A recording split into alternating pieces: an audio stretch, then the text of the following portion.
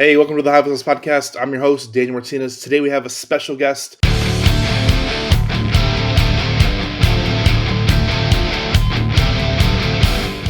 Mr. Brennan from Budgetdog. How you doing today?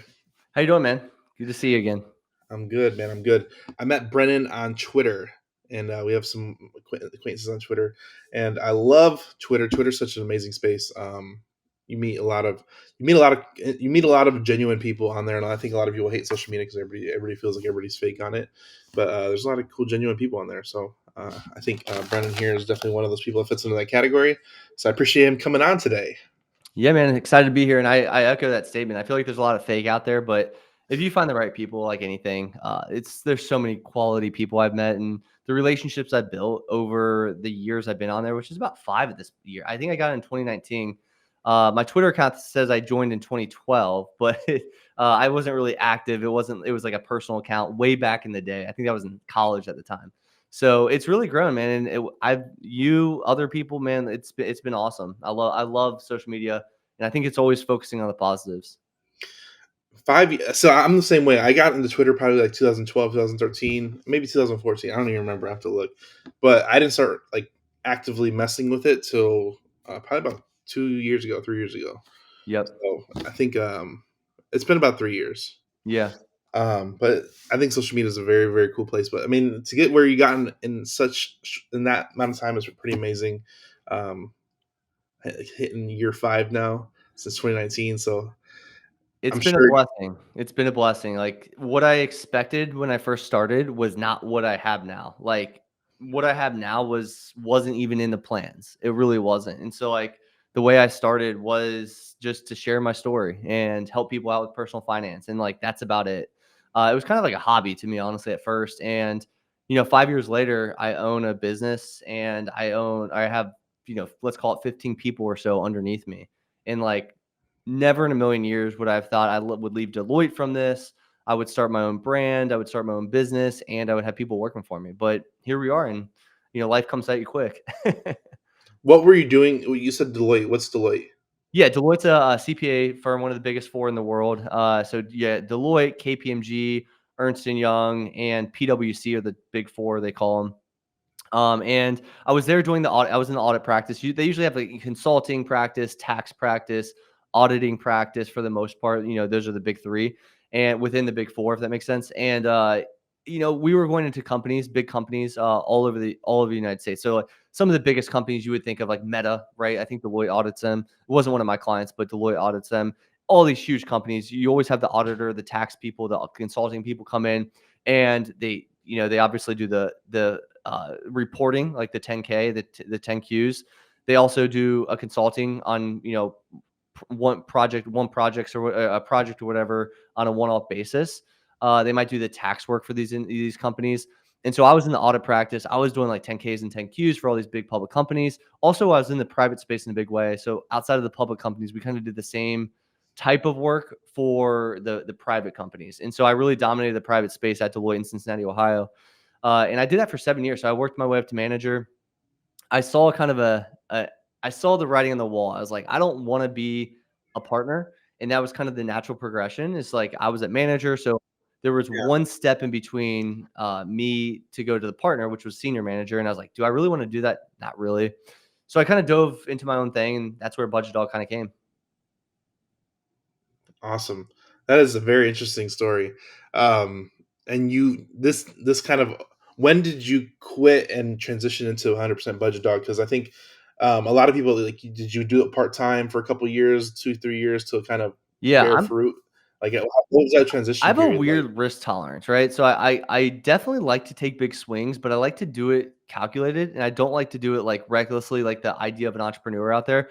I'm a CPA, I'm kind of type A, right? So like that's like my personality. So like when we did it, we started June 2019 for Budget Dog account. I was working at Deloitte during this whole entire time. So I had this progression, and the first 16 months I made $0. Again, it was a hobby, it was just for fun. And then once I realized, hey, this is a business opportunity, there's actually some things here I can help people with and do what I love to do, I started to kind of put the Mhm. the, the hobby and turn it into a business. And that was around, I want to say 20, let's call it September 2021. sorry, September 2020. And that is when it started taking off. And I started thinking, okay, long term, what am I going to make this? And how am I going to really make this jump? Or is it going to be a business, quote unquote, as a side hustle, or is it like full time? And I proved to myself, Yeah. I said, over the next 12 months, I'm going to at least make at or above my 9 to 5 income. And if I do that and I can prove myself, I'm taking that jump. And so that was August of 2021. And when we made that jump, August 2021 to current day, it's what is that, 2.5 years or so? It's been Mhm. nothing short of amazing. And there's been ups and downs. There's been some scares. There's been some. Naturally, you own a business. It doesn't always go graciously. And but here Yeah. we are now, man, and we're still growing, and I think we're still scaling at a pretty rapid rate. And I want to 2, 3x the business over the next year or so, and we're on pace to do that. But it takes a lot, obviously. So not everybody's built for entrepreneurship, and I think taking that leap of faith is a bigger step than most people make it out to be.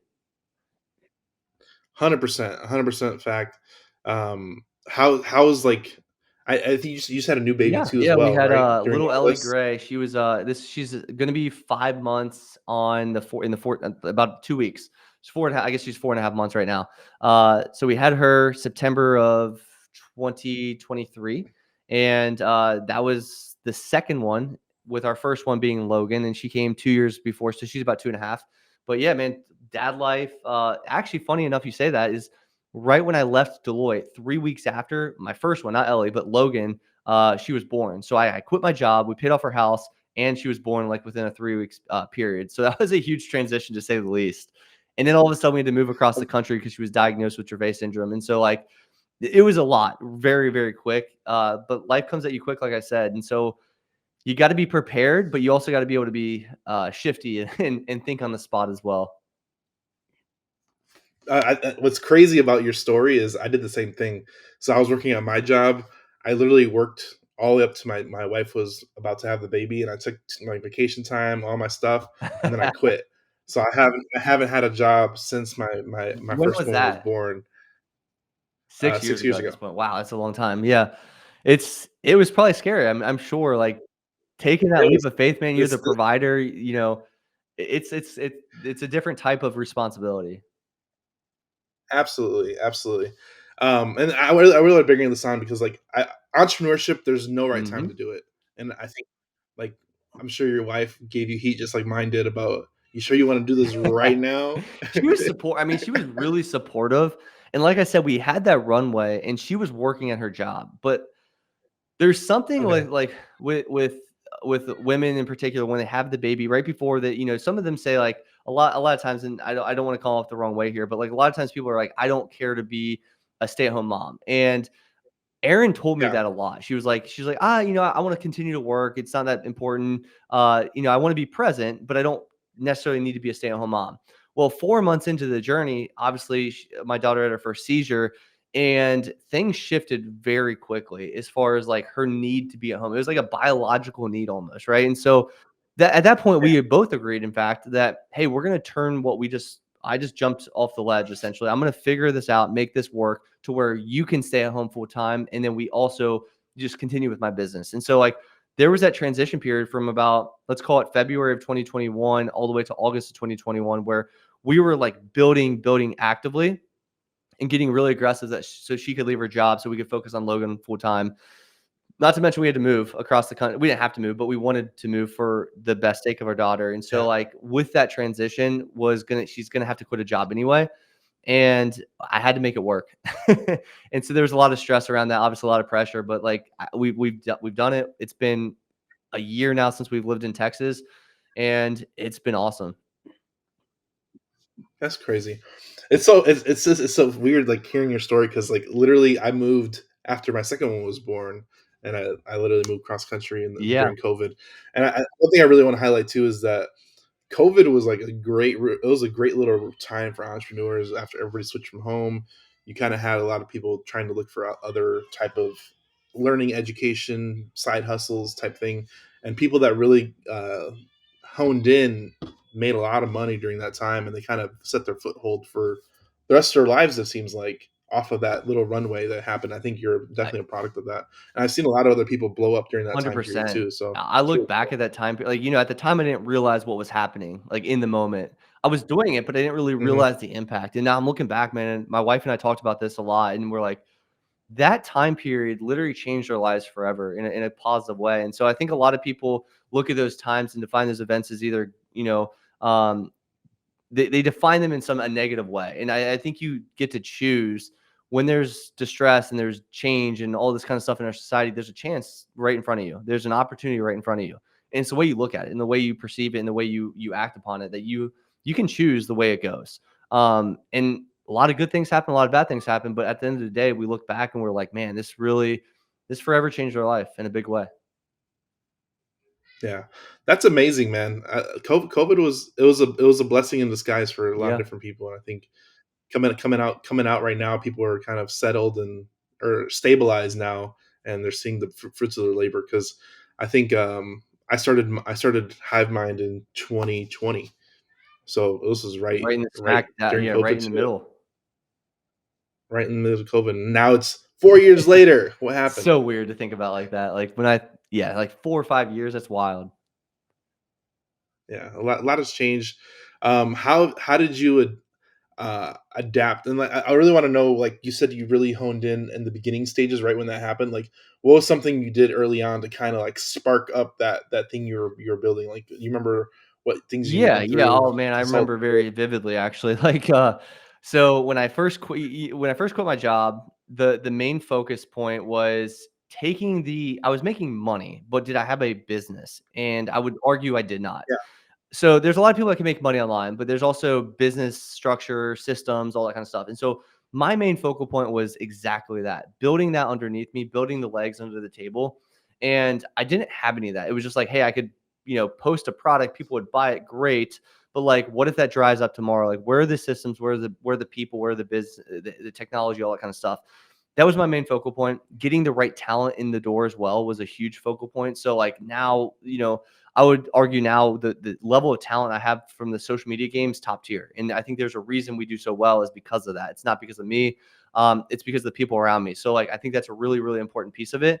And to systemize the business is, and I'm still doing it to this day. Literally, I just got off the treadmill a while back, and I'm sitting there and I have a notes app pulled up and I'm like writing all the inefficiencies of the business. And I'm thinking I'm going to write everything down. Then I'm going to go implement fixes for those different things and solutions. And so I yeah, think that's one of the biggest things. And then when I quit my job, I think the other huge thing for me was the mental shift. Like I felt on top of the world, let's call it the first month or two.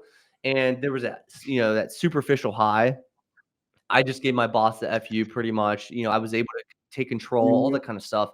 Now reality sets in. That emotion kind of wears off, and then you go the opposite direction. I think for a lot of entrepreneurs, especially myself, I don't have like a huge risk appetite for just like doing that. And so when I did that, it was like there was a high and low, and there was a lot of anxiety, a lot of nervousness, a lot of like, can I do this? A lot of doubt, a lot of like uncertainty.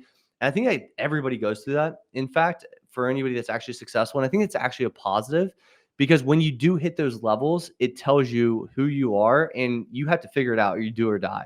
And so, are you going to figure it out or are you going to go back to where you've always felt comfortable in? And so, I decided at that moment I was going to make this work and I was going to figure it out somehow, somewhere. So, it's led to great things, but again, it was not the level of stress during the regular day for as a business owner is not the same as when you work W-2. And there's no shot at W-2. Do your thing. I was a W-2 worker at one point. My wife was too. But like for me personally, at this stage of my life, I love entrepreneurship. And I think it there's a self-reflection element of it is you have to fix yourself to fix your business a lot of times. And I think you grow as a person also a lot faster a lot of times than somebody that's going through the mundane stuff because you're forced to. It's not like you have a choice. You have to or you do or die. yeah. You have to face that problem Yes. head on. There's no You there's no can't skirt skirting it it or like asking. I Yeah, used to be able to skirt a lot of personal things, let's call it, at the job, but I can't do that. yeah. You got to Yep. face stuff head on. Um, I want to ask you this question because everybody goes through the highs and lows. How did you manage the low points? Because I think a lot of us entrepreneurs they feel Mhm. that pressure, and a lot of people can't hang. So how did you deal with that pressure when the lows did come? Because they come, and they come hard, and they come Yeah. all the time. I They come think in. preparation or expectation of those to come is the number one thing, because I think if you expect greatness or you expect like, hey, I just make money online, hang out on the beach and sip margaritas, you're gonna get hit really hard and you're not gonna expect it. So you don't have your footing at all. But like if you kind of expect it, you might not expect the level of low, but you can expect something to come. I think it prepares you in a different way. I think the other piece of it is like having a support system, because like having my wife, having an entrepreneurship group you can talk to and voice your problems to, because a lot of this communication, it's like when you bottle stuff up and think about this stuff on your own, like you're the only person dealing with this, you're not. Then you start to like self-sabotage. But if you can leverage, communication with people in similar situations, or at least people that can relate to you or understand you, i.e., wife, spouse of some sort, I think it's going to give you that confidence, or at least that push to keep you going, keep you moving, and realizing, hey, this isn't a forever thing. If it's a forever thing, then like you probably don't have a business model to begin with, but there's going to be ups and downs in business. There always will be. And having those two things together at all times is super important: expectation and also a support system. No, that's a really good answer. I tell my wife all the time, like I would not be doing what I'm doing now without her. Like, bottom line, would not be able to do 100%, it man. without There's her. not a chance without Aaron. Yeah. So that for everybody out there, choose who you marry. It's an important decision, and it will make or break pretty much your I'd life at agree. that point. Everything, It's not just it's a finance. And very I talk very finances a important lot, decision. obviously, that's my brand, but, and that's a big piece of it. That it would wreck your finances, but, like, it will also wreck your whole family life. Like, a separation or divorce within a family wrecks people, and it's so common in today's world, and I think a lot of it comes down to lack of communication on 4 key pillars, finance being one of those typically. So, like, you fix those things, those big movers, and I think the rest of it kind of comes together. And always communicate, always communicate. I've learned that so the hard way too many times, not communicating, whether it be relationship or business. I can't like that is one of the biggest revelations to me. And it sounds so simple. I get it, but like really living that and feeling that, like the lack of communication, what that can actually what can happen as a result, it's mind blowing, quite honestly. Yeah, it's really really important. I want to jump back a little bit. When you talk about employees and hiring, who was your first hire when you first started, and then who has been your best hire that you're like, man, why didn't I Oh do man, this my sooner? team's gonna be listening to this, and they're gonna I'm playing favorites here. So I'm gonna answer this way. So number one, my first hire was let's call it a creative director, somebody that's kind of running my social medias in general, coming up with like creative ideas, posting on my behalf, stuff like that. That freed up a lot of Okay, time, so I could focus on other areas. My best hire, maybe best hire isn't the one thing. The most most pivotal pivotal hire hire. that affected your business. That Okay, might be a so better yeah. question. I don't want to Yeah, get you no, in no, for trouble. sure. I was kidding. My team would understand this, but I think my most pivotal hire was that first creative director, because that Ooh, there you go. individual like sparked something I didn't know was like the potential of social media. I didn't know Yeah. social media. I wasn't a social media person by nature. So I was a CPA talking personal finance. Social media was not up my. I think I'd post on Instagram personally like 12 times in my life. So like it wasn't something I was used to or accustomed to, and it was it's a huge learning curve. It still is, and it's constantly evolving.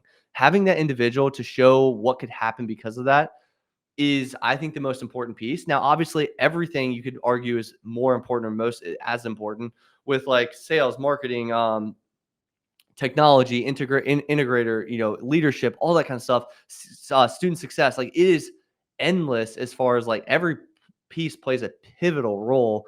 But if I wouldn't have any of that without the first person, which was creative director. And so that creative director, let's title him, is I think the most pivotal piece, because it opened my horizons, or my like understanding of like what could potentially be done. And when you unlock your potential and you see your potential be unlocked, then it's just a fun game. Now it becomes a game where you can play to the fullest of your ability and really push the needle a little bit. And so I would definitely say he was my first, also most important.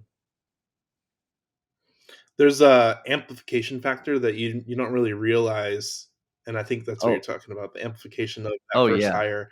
gives you the like, I need to hire more Yeah, people. because you see that being a bottleneck, and you're like, okay, well, this is a bottleneck. Now I have more confidence. I know how this worked the first time ago. It's just like anything. You do it once, you do it more, and you get better and better and better, and eventually it becomes second nature. Um, how and this is one of the things where I have that person in my team too, and when I trained them, uh, I have a she's a she.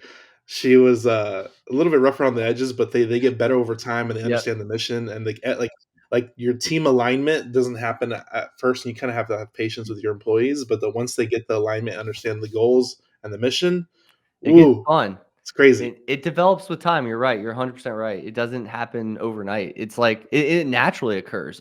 And I've been working on like team mission statements and values and stuff like and culture values, but like it honestly just kind of like creates itself in a sense, right? You have people together talking all the time. You create your own culture naturally, and it's not usually forced. It's usually a reflection of you, good or bad. Ooh, there you go. That's a topic Yeah. people want to talk about. It's a reflection. I'm telling you, a lot of personal and business overlap, and it's almost like the magnifier effect, or you see your business play out the way you kind of are who you are, and it's pretty crazy. Um, are your are you do you have is most of your team overseas or they look in the United States? Like, Most of my what's your team is team? here in the United States. I do have some offshore, let's call it, or overseas labor, some VAs, virtual assistants. I also have one sales guy actually living in Portugal. So like he American moved to Portugal. So he is overseas, but he's as American as you and I. So like no language barrier, nothing there. But like most of our labor is in house and in the United States. Nah, I had Nick Huber on the podcast, and he was like really big into Yeah, overseas yeah. labor. So I know we were Nick talking about uses, that, and Shepherd Hire or Shepherd something. I forget what it's called. yeah, I don't Yeah. remember what it's called, but he's a really big proponent of the of the overseas hiring, and I love my Support overseas Shepherd, people. that's what it's I have called. like Yeah. okay Yeah, there's support Shepherd. onlinejobs.ph for, VAs in the Philippines. Man, there's great offshore labor. I think that's I agree with Nick. I think it's way underrated. There's phenomenal labor. It's We have 3 in particular right now. We're looking to hire a 4th actually. So, like, we do utilize that, and they're great. They're fantastic. And is the biggest thing you gotta figure out is skill set and match that skill set with what you're looking for, with what they're trained to do, and it's pretty straightforward. very very straightforward. I just hired somebody like Love 2 weeks it, ago, love it. new person. Makes life so So much team's easier. growing. It makes things so Yeah, much easier, man. And I was looking for I need somebody to do this one thing and that's it. Like, if you're good at you're this, right. let's do it. I just need help right here.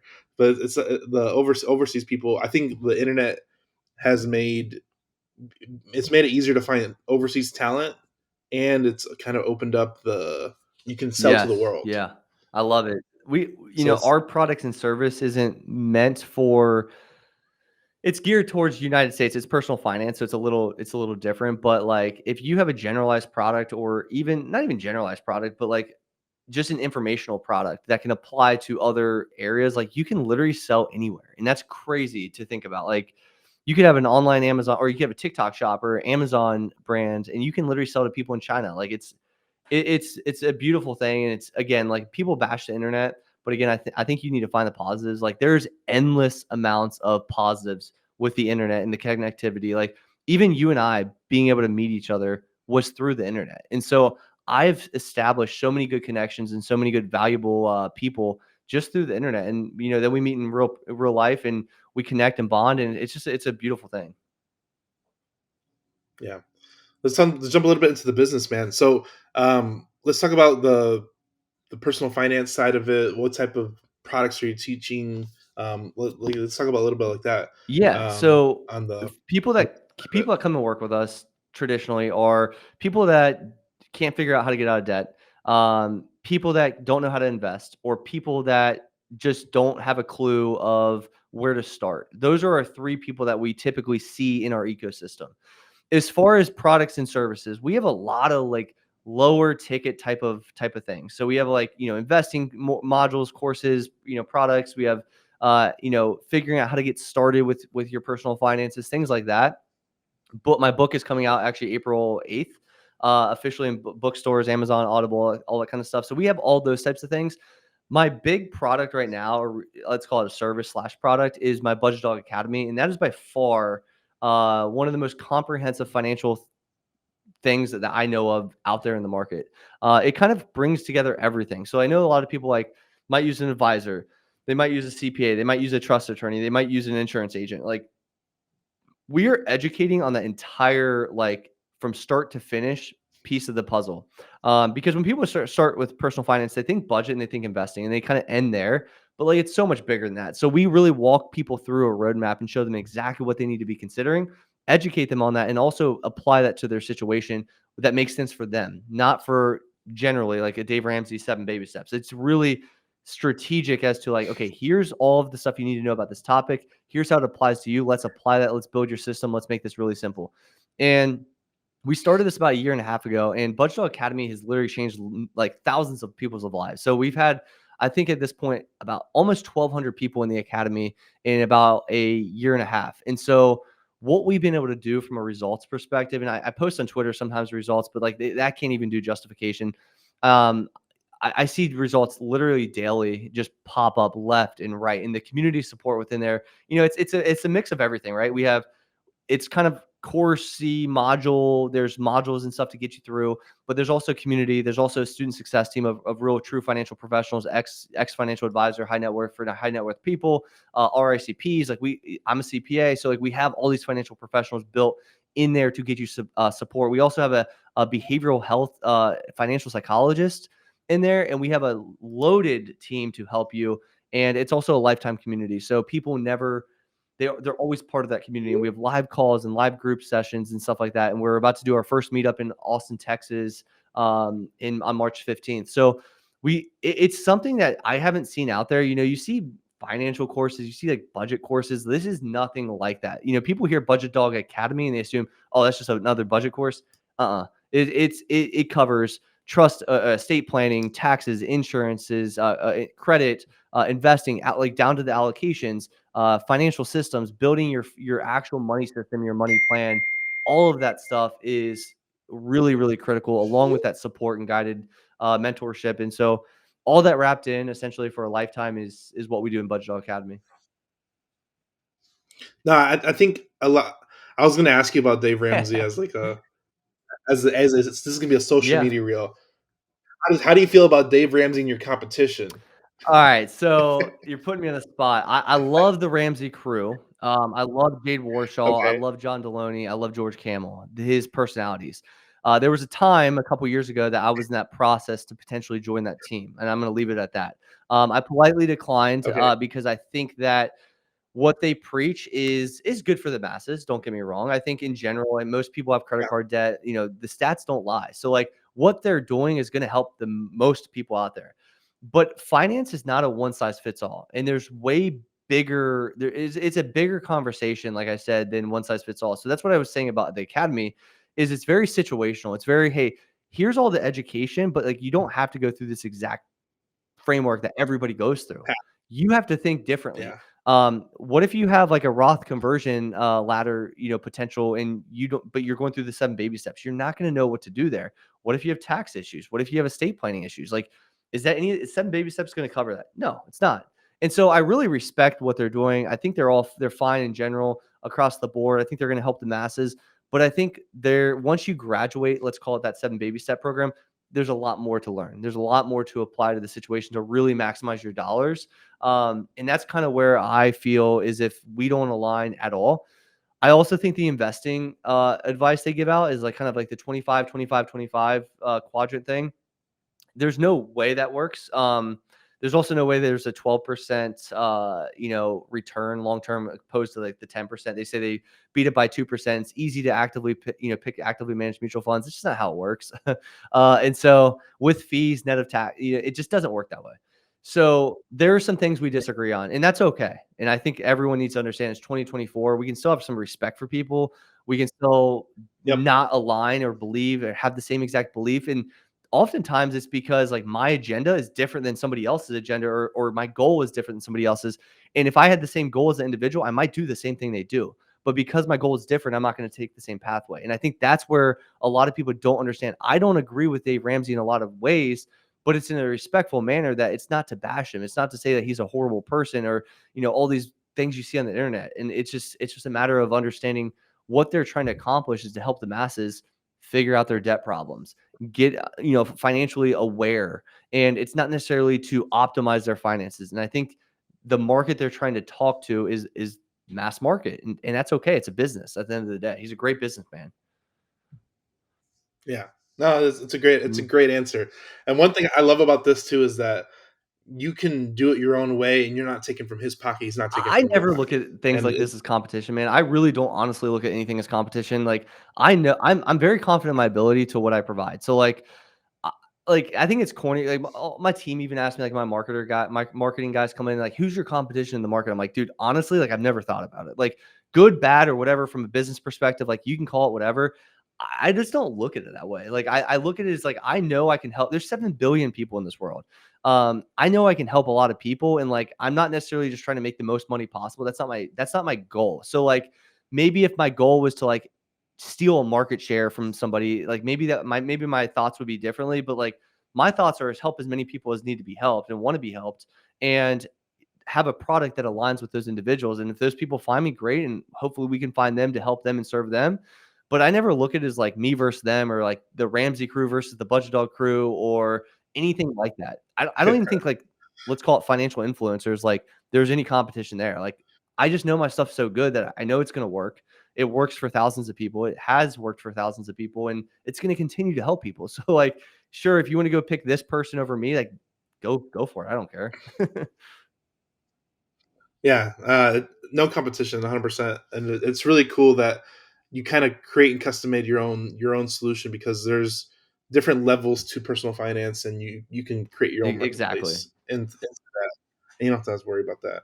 But it's really cool, man. I like the thought of, like, giving people the more advanced steps, because a lot of people, and you mentioned earlier, everybody's in their own stage of personal finance, and it's going to change as you get older, and when you get more established. So I think you can start at 0, you can start at 10, depending on where you're at, Exactly. and you can start today. But either way, you can start today. Exactly, exactly. And my personal finance have shifted majorly over the last 10 years. And so we had $304,000 of debt. We decided to pay it all off. We're debt free, and we decided to continue to build our wealth. But now, as you build wealth, things change. You have different obligations. You have different investment opportunities. You do different investments. You diversify. You expand. It's a never ending changing game. Yeah. What's something that's maybe on the fence? What's something you can say to somebody that's on the fence of, like, do I really need personal finance, or do you really kind of, like, you kind of let them come to you where Oh, they're I mean, I when don't they're force anybody to fix their finances. Like, it's on them. But, like, at the end of the day, like, if you are lacking that much self-awareness that, like, personal finance affects your life, like, I know there's a lot of avoidant behavior and people not believing they can do it, but a lot of that has to do with a mental and emotional thing and connection to money. It's like, I actually am so nervous about money, I'm just going to avoid it. Or I'm so nervous yeah, about money, I'm anxious about it, so I'm just gonna, like, say I don't care about it, and they're gonna take a reverse stance on it. But this is why we have our behavioral psychologist, because that alone, somebody sitting on the sideline is just fearful, is just scared. There is nothing in this world that you could tell me that doesn't matter for somebody's life and family. And I think everybody would honestly agree with that. I don't think that's, like, even a hot take. So for somebody, I'm not gonna ever force somebody, but what I'll say is, if you really want to change your life, you have to take action. I'm an action taker, and that's what I thrive on. Like, I have to have. I don't react based on fear. If anything, I feel fear, and I go towards it, because I know that's an obvious solution to the problem I'm probably having. And so unless I attack fear head on, not going to really get the results I want. And change is never comfortable. You're gonna go through hard times. You're gonna do things you don't like. But the thing is, when you do those things, the the thing on the other side is a lot better typically, and it's not as scary as you once thought. The boogeyman was not as scary when he actually came out. There's a reason they keep the boogeyman to come out of the closet until the end of the movie. In every scary movie ever, the scary guy never comes out to the end. It's because the fear of the unknown is the scariest for humans, and that's a very, very well known thing. So that's why every movie, scary movie, is built that way. It's because you're afraid of the unknown. And once you see it, it's like, okay, that wasn't as bad as I thought. I think that's the same thing to do with personal finance and development, personal development and stuff like that. You got to take those chances. You got to be okay with failure, and you got to be okay with moving fast.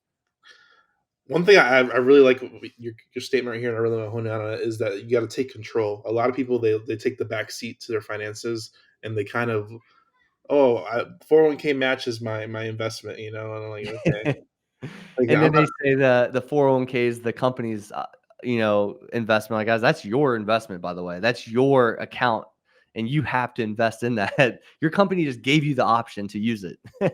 Yeah, and then like I have a hot take. I have a hot take. I want your opinion on it. I'm gonna Yeah. spring it on you. What's your opinion on dividend income? Oh, um, okay. So everybody that invests gets dividend income. Like, for the most part, if you're investing like some type of fund, you typically are going to get some dividend income. That's just naturally part of investing. Obviously, if you invest in this particular like stock or company, like there's a chance that company doesn't pay a dividend. But like, I receive dividends, but I don't go after dividend investing. Okay. One, it's very tax inefficient. And two, the focus on dividends shouldn't be the focus. If you're trying to grow your wealth, which I assume most people are trying to do, you need to focus on total return. Total return is capital appreciation plus dividends. And so when you're getting the total return, especially as a young investor, there's a lot of time on your side and a lot of compounding growth. And if you're focused on dividends in a brokerage account, that's really tax inefficient. And so what I don't focus on that. Obviously I get dividends; it's part of the game, but I like to be very tax efficient. And so therefore, if I were to hold any like high payer dividend type of funds or stocks, they're going in retirement accounts specifically. But I don't in particular. So I focus on total return. I think the difference of dividend income, I think a lot of people use dividend income to the idea of like paying your bills and stuff. Like, that's the silliest thing to do ever, because with dividends in particular, the dividend, if you aren't reinvesting that dividend, you are going to lose massively long term. And that's if you pull up any financial graph, if the people that reinvest dividends versus not reinvest investing dividends is substantial. There's this really popular graph on Google, and it's like $10,000. I want to say 1960 to 2017. You invest $10,000 in 1960, and you let it ride in the S&P 500 until 2017. For those that did not invest their dividends, they returned about 400,000. For those that did reinvest their dividends, it was like 2.66 million, I think it was. So there was a difference of like, I want to say roughly like $2 million plus or whatever. So it's substantial. And the long-term trajectory of it is very tax inefficient, very inefficient. And living off your dividends does not happen overnight. This is a long-term play. I think moving to dividends in the later stages of the game make a lot of sense for more stability and income. But early on, especially the demographic I'm talking to, it doesn't make a whole lot of sense. Yes, somebody said it. This is why I asked. So I'm a big. I tweet this all the time, and every time I see a dividend tweet, because Twitter is Dividend people known are for hot on Twitter, man. they're so annoying on Twitter, and I'm just like, dividends are for rich people. And you said it right there. Is that on the later stage of your life, once you're financially set, it might make more sense. You don't want passive income, and you can do that. But like, it's not meant for people that have $1,000 in the account and they put it in they buy Yeah, stocks. I'm like, dude, bro. Like, there's capital. There's the different stages of wealth, like we talked about earlier. There's like the accumulation phase, and then there's like the preservation stage. And so, like, accumulation stage, you're not I mean, like I said, you'll get dividends naturally, but you shouldn't be like seeking high dividend payers out. Not to mention, like, seeking a high yield is one of the quickest ways to a quick death. Like, just don't do it. Like, you're gonna get crushed, especially if you're like finding like a stock that pays like 12% in high, dividend yield. Like, there's a very high probability that's like not sustainable. And so, like, you got to think of it a little differently. Yeah, that's gonna be a clip for the dividend bros right there. And I said that was a crafted question because I'm You can always set me up all you need. man. I'm always tweeting against the dividend bros. I need some help. I need some bio content here. Yeah. What is a quote that is yours or somebody else's that you resonate with? Trying to think. I have actually three quotes written on my board, and this is something that's they're made up quotes. I don't know, they might be used out there, but I say it's bad to bet against me. I truly believe that. Like, there's something in me that, like, I don't like to be. I will prove you wrong. And that's just something I hold deeply into me. The second one is always take the hard route. I think taking the hard route is never sounds fun, but at the end, it always makes sense.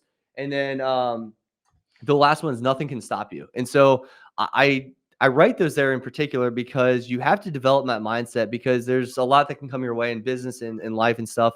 We went through a lot of stuff with Logan in particular. So um, if I was able to, if I allowed that stuff to engulf me and take me under, it could have easily. It takes a lot of families under that deal with what she has, and so you got to get past that. You got to find ways to get past that. And so that's not only on my whiteboard, it's also on my phone. So literally it says nothing can stop me right here. So like it's something I hold true to and I deeply believe. And I also like to see it every single day as a result.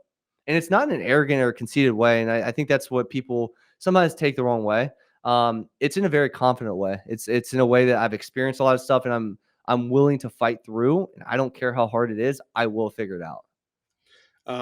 I think it's a personal. I literally had a conversation with my buddy last night. He called me like at midnight, and he was like 3 a.m. He works early morning, and I'm on the West Coast. So he called me last night, and I told him, I was like, you got to give yourself more credit than what you give yourself, because you're your worst critic sometimes, and sometimes seeing that daily, it's like, okay, I am doing something good. There's good results coming from it. And I'm doing it the right way. You know, Yeah. it's just a personal, like, it's an affirmation that you see daily to kind of push you to exist and do it over again every day. Every day. Exactly. Show up. E Yeah, it's an affirmation more so than a quote even, and that's exactly what it was. I remember specifically, I used to write on a piece of paper every single day, I am a 7, and it wasn't I will be a 7-figure business owner, I am a 7-figure business owner, and I believe that, there was a book I was reading recently, Breaking the Habit of Being Yourself by Joe Dispenza, and he was saying aligning your beliefs, thoughts, and actions all together, and so, like, saying that you're that puts you in the mindset that you are already that. And so like before we became millionaires, like I said, I am going to become a millionaire. And then we became a millionaire. And so it was more so like time had to catch up. Hmm. And but I already knew and was doing things like a millionaire. I was already acting as a 7-figure business owner. I was doing all these things, talking to the people that were in those spaces. And then all of a sudden I became that as a result. And it was more so because I've aligned the thoughts, beliefs, and actions together before it actually happened. Yep. Absolutely. Absolutely. Let's talk about your daughter, David syndrome. I know you're doing donations. Let's talk about you have a. I saw you have a goal for, you want to donate like $1 million or something. $1 million. Yeah, it's Remember Dravet syndrome specifically. And so Dravet syndrome it's 1 in 16,000 children, and hard to explain. Let's put it this way: it's a form of epilepsy that impacts everything. So that. it could be seizures, which are very common, which we've really greatly reduced. It could be speaking, it could be talk or walking, it could be motor skills. Like it really touches every aspect of someone's life. And so, like, for example, like she was getting a bath one time and there was a seizure that occurred because the excitement of like the water temperature as a baby. And so like a lot of things that parents take for granted, like you can't do that. There was like a time where we couldn't go outside in the heat. There was a time that a lot of the kids have ice packs, so they literally wear like ice vests. Um, the sun, the light, like inside of our house. So might have to close the blinds. The sound. At one point, we couldn't turn on a blender. The dogs, we thought about having to get rid of, like literally getting rid of our dogs because the somebody would ring a doorbell and like the barking would like cause a seizure. And so like we were like, it's push comes to shove, the dogs are gone first. And so like it really impacts, and that's just a few examples of like everything. So my goal is to, I don't know if I can share my screen, but I'm actually on my website is we are donating $1 million to Dravet syndrome, and we just started that in 2024. So one of the cool things is that and it looks like I can share it. Hopefully this is okay. We have this, Dravet obviously connected with us, and we're doing the donation here. This link right here. I can you see everything? Yep, that's on the screen. Perfect. And so we have $1 million goal. We've obviously hit 77% or 70,000 so far since what was it, January 1st, I think, of 2024. So I don't really have a timeline on this goal. We're moving pretty fast, and I know we will hit it, but it's just a matter of getting it out there, letting people be aware of it, and seeing where we go with it. But I know we'll hit it at some point. Amazing, amazing. I didn't know that was on your website. That's pretty cool. Yeah. It's a big thing, man. It's a big agenda for us. I'd say on my whiteboard back there, the only goal I have is that. So last year it was like building the business to X number of revenue dollars. And I kept asking myself, do I just want to keep increasing that? Like, at what point do I have like a purpose, vision, like other stuff than just like, okay, we take it from, X to X plus Y and X plus Y plus X plus Y plus Z. It's like, how meaningful is that? And so, of course, I want to increase the business and build that kind of stuff and have other personal goals. But like, this is a big personal goal that we have. And it's also reflective of the Budgetdog LLC is the one that's technically speaking contributing to this. What do you think the future holds for you? Because I think you mentioned earlier that you did not foresee where you're at right now, but now that you're down this path 4 year, 5 years now, what do you foresee now? Because I think once you get traction, you can kind of know where you're going. So, what does the future look like for you? Yeah, my team actually, I talked to my team yesterday about this, my vision, and my team was like, "Hey, do you want to be the next Dave Ramsey?" I'm like, I don't know. I like jokingly say I do sometimes. Like I'll take over the financial space, but then like at the end of the day, like if I'm being real, probably not. Like I don't really care for that. I see the downsides, the pros and cons to everything, and for family, I don't know if that's the best venture for me. I want to impact a lot of people at the end of the day, so that's going to come with pros and cons. Like putting yourself out there to get the attention to help a lot of people also comes with all the negative downsides. So like Hater. yeah, I don't know really what I don't know exactly what that vision looks like. Actually, in Asana right now, literally as we speak, I've been beginning building out like the 1, 5, 10, and 20-year goal for the Budgetdog. Mhm. And I have some ideas. I have some more project-based ideas, but as far as like where we go, I have a lot of confidence it's going to do really, really well. And I have a lot of confidence it's gonna blow up even more. But as far as like what level or like I don't know if you want to associate a revenue number with it or a brand awareness, to it. I don't know the answer. I really don't know the answer. I just know it's going to do really, really well, and I have a lot of confidence from that regard. But like, I know the goal and the mission is to help a lot of people, and I think when you put that before dollars, I think things come together very nicely, even though you're going to go through some struggles. What type of impact do you want to make on the world? Yeah, good question. I think just like simplifying your like life. And I think like taking a step back from like personal finance. Like the reason I got in personal finance was because our own story. We were paying off a lot of debt. We were doing all these things, investing a lot of money, trying to build wealth. Felt like we were at a standstill at one point, 23 years old. So when I started talking about having Budgetdog to come to life, it was more so about like simplifying your financial life and building wealth, basically automation to make your life simpler. But like what I've realized recently is like one, I really like to talk about business building stuff because that's what we've been able to do. So it used to be I was talking about personal finance because that's what I did. Then I built a business. Now I like to talk about that. But the other thing that's also come up is like productivity. And I actually just tweeted this out like before we got on this podcast today about like a productivity hack of that I use for just like efficiency purposes. And like I'm really big on getting your time back in the society that we live in. So business, money, productivity, whatever you want to call it, just simplifying your life and giving your I don't know if it's giving yourself more time to do what you actually care about. Because I think we're just built to like do this thing called work. And like most of us never get out of that grind. And it's always just like work, work, work, work, work, something we don't really like or care about. And like it's a very meaningless life. Ultimately, at its top of the, let's call it the Budgetdog goal is like simplifying your life and getting back the time that you deserve. Awesome. Where can people find you online? I think it's been a great episode. We covered a lot. It went Yeah, by yeah. really, really fast, and I wish I had we need to do this again. I think it was a great conversation. But where can people find you online? I got budgetdog.com, and of course your budgetdog on Twitter, I believe. Yeah, you can find me on pretty much all social medias, guys. Just Budgetdog, Instagram, YouTube, TikTok, Facebook, Twitter, and just type in Budgetdog. I'm sure you'll find me. I think Twitter and TikTok are Budgetdog underscore. There's a lot of fake accounts out there.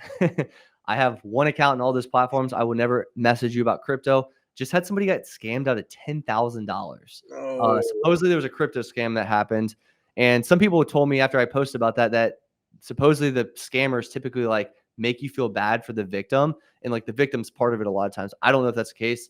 I don't want to put, words in somebody's mouth, but like, that's what people told me. So like, just be careful. Don't, I'm never going to send you a link to ask you for money. There you go. Thanks for coming on. If you like the show, go like, share, subscribe. You know what to do. We'll see you in the next episode. Thanks for coming on, Brennan. We'll see you later. Appreciate it, man. Hey, if you have any deals you'd like to submit to the Hive Mind and our team, go to hivebc.io. It's actually the Hive Buyers Club. Submit your deals and we can hopefully dispel your deal for you. Have a great day.